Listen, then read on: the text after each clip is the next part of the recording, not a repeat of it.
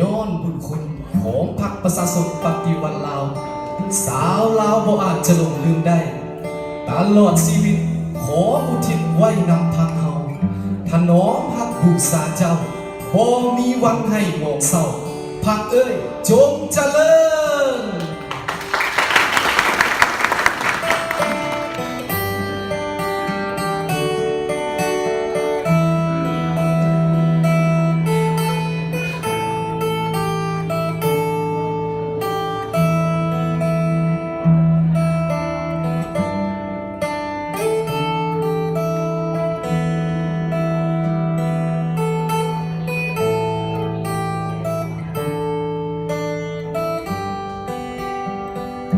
แสงทองส่องฟ้า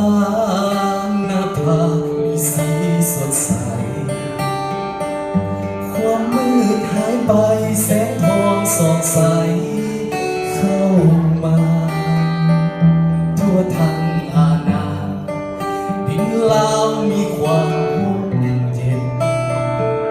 ความทุกข์ยากเข็นได้วางเว้นไปไกลศาสตร์ลาวลมลุกคุกคานตั้งหลายร้อยปีเลือดหลั่งอาภรณ์วันนี้ศาสตร์ลาวจึงได้ปลดปล่อยยอดบุญคุณของพระประชาชนปฏิวัติลาว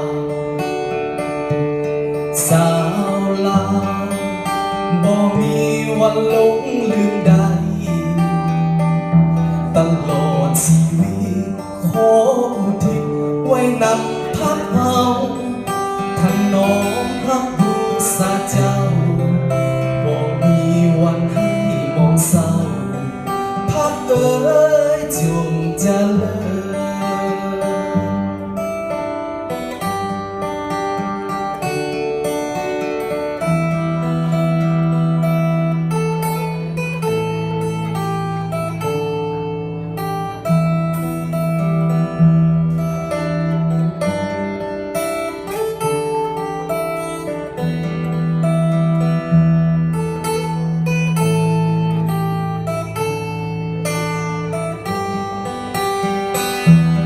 ย้อนบุญคุณ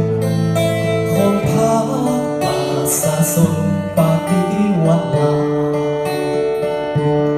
สาวลาบ่มีวันหลงลืมได้ตลอดชีวิตขออุทิศไว้นำพักเฮาถนอมฮักบูชาเจ้าบ่มีวัน